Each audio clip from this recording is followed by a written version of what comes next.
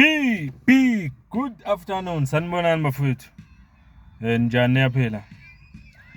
Let's hope niyaphila. Mfowethu Mkhonzo nibingelelayo. Friday intambama sibonga kakhulu ukuthi nibe khona la to support this channel. Ngiyanibonga kakhulu guys. Ngicela ukubonga nje futhi ngamukela ngokukhethekile ama new subscribers la ku YouTube nama new followers ku TikTok.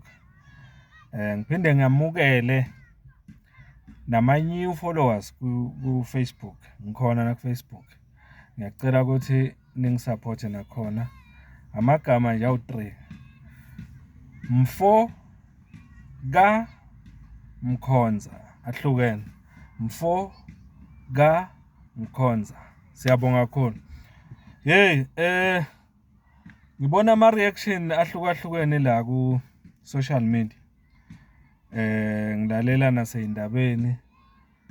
Ngithola ama reactions ahlukahlukene avela kuma South Africans nakuma political parties ngesona noma nge State of the Nation address sayizolo.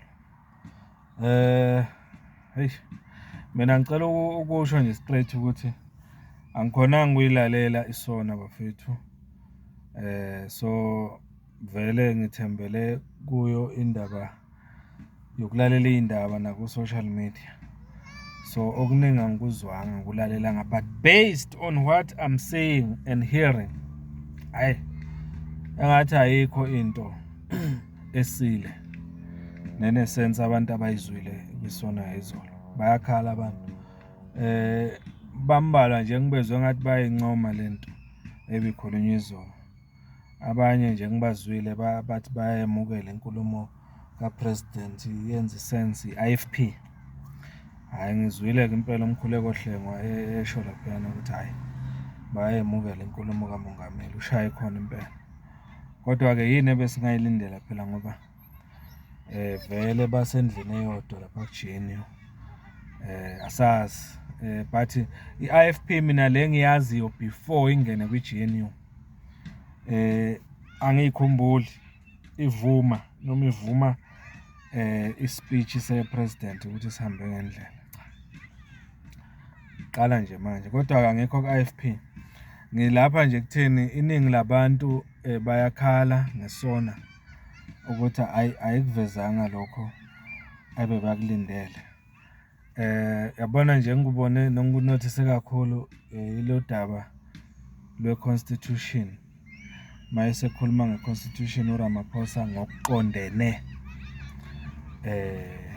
nezinsiza ezivela kuhulumeni. La khona khulume ngokuthi wonke umuntu okhona eSouth Africa unelungelo lokuthi a-access noma athole izinsiza lapha maye clinic ezikolweni konke nje uthi kufanele sikuthole ngendlela yokulingana.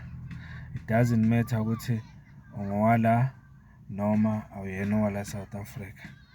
Uthi we must get these services equally according to the constitution. Iyona engibona engathi icasula abantu abaningi leyo ngoba uyikhuluma nje le ndaba uyikhuluma esikhathini la khona vele kunesimo esivolatile eSouth Africa. Abantu bayakhala ngendaba yabo kufika ababonakala behlasele befika la ngokungemthetho iningi labo.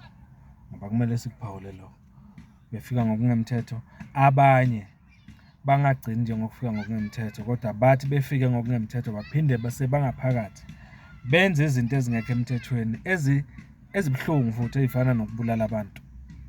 So manje mayizokhuluma uRamaphosa ngokuthi kumele kusherwe izinto ezikhona la ezivela kuhulumeni nabantu abafana nalabo. Kuphathisa ngekhanda kakhulu, kugulisa kakhulu abantu abaningi lokho. Iyona reaction engiyibonayo la. Okunye ke ngikubonile la akushilo uRamaphosa ngoba ngiyasho nje ukuthi angiyilalelanga le nkulumo. Ngibone ngazi ukuthi ukhulume wagcizelela into akayisho before ukuthi usecabanga ukufaka amasosha ke manje ukuthi azolekelela amaphoyisa ekulweni nobugebengu eindaweni ezithile ezispecific la kuhlasele khona igangsterism noma ama gang lapha eGauteng eJohannesburg kanjalo nase-Cape Town lapha kubuKhayelitsha njalo njalo. Bo-Westbury ngapha eGauteng eGoli. So ungathi uthi uzofaka amasosha-ke so uvele wakuconfirma lokho. In short-ke leyo ngizophawula ngayo ngoba ngike ngaphawula ngayo before mina ngokwami ukuthi yabona lento esikuselwa uRamaphosa noma esuggestwa uRamaphosa uma ethi uzofaka amasosha azolekelela amaphoyisa. uRamaphosa kafishane mina ngokwami ngithi le action yakhe le yokuthi afake amasosha ikuvuma induku. Ikuvuma ukuthi i-Department of Police eSouth Africa ifile ayikho effective. Kodwa ifile nje njalo hayi ngoba ukuthi mhlawumbe amaphoyisa awasebenze, kufe i-system, kufe i-government yase-South Africa.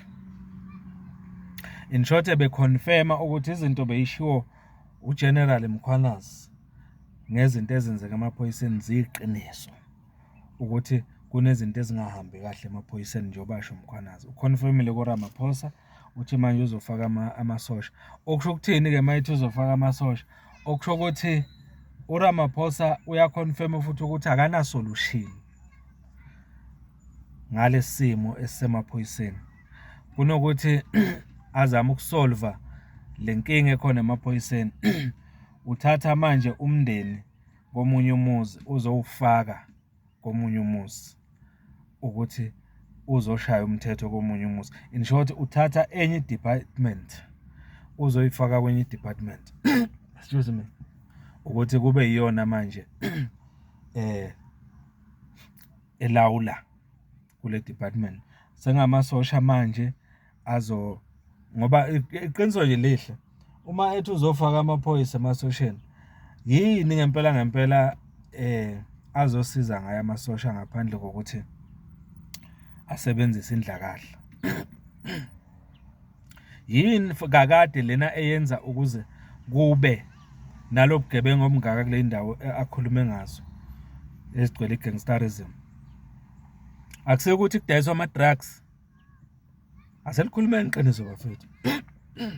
Lapho athi uzofaka khona amasosha uRamaphosa akuzona yini le indawo lezi ezixakwe ukudayiswa kwama-drugs, okuyinto le okukhulunywa ngayo njengamanje koMadlanga Commission nako ad hoc committee eParliament ukuthi amaphoyisa nezigebengu bayasebenzisana ezidakamizweni.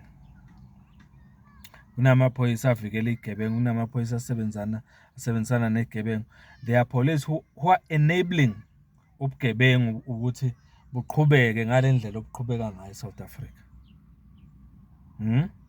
Okusho kona ukuthi manje uRamaphosa uyahluleka ukudila kafishane nezigebengu, uyahluleka uRamaphosa ukudila nokudayiswa kwama-drugs ngoba kubangwa ama-drugs, kubangwa ama-territory, kubangwa iy'ndawo zokudayisa ama-drugs njengoba kubulawana kangaka nje.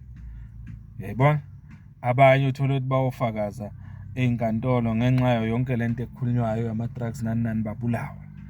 Chitheka igazi kangaka nje yingoba ama-cartels, yingoba abantu abadila ngama-drugs bayabanga, bayalwa futhi phakathi kuloko kulwa kwabo kunamaphoyisa. So uRamaphosa uthi amasosha azongenelela. Yini ezokwenziwa amasosha? Kusho ukuthi kafishane kuzoba fire against fire mangayibeka kanjalo. Kuzobe kukhala isibhamu phela. I-solution le, iyona solution le uRamaphosa ayilethayo kule ndawo ukuthi kuqhuma isibhamu. Mangabe beqhumisa isibhamu ngapha nangapha kuqhuma isibhamu, yini enye ocabanga ukuthi izolethwa ngamasosha? Amasosha nje bewafaka ingabe azokuqeda yini ukudayiswa kwezidakamizwa? That's my question. That's my question. So izinto ezifana nalezi engiyibonile abantu abakhala ngazo ezikhulunywa uRamaphosa kuningi bafethu, khona nokunye, kodwa ngenxa yesikhathi bengifuna nje ukugxila kuloko ku-2 engikubonile ukuthi uzofaka amasosha emaphoyiseni ukuze alekelele amaphoyisa. Aphinde enzeni uphinde wakhuluma nge-constitution ukuthi ayilandelwe, kungavinjwa abantu ababuya ngaphandle ukuthi bathole ama-services equally kuloko okutholwa ama-South Africans. Utheni ngalo? Ake sixoxeni ngale ndaba. Umfoka Mkhonza, sohlangana kuma-comments. Thank you so much.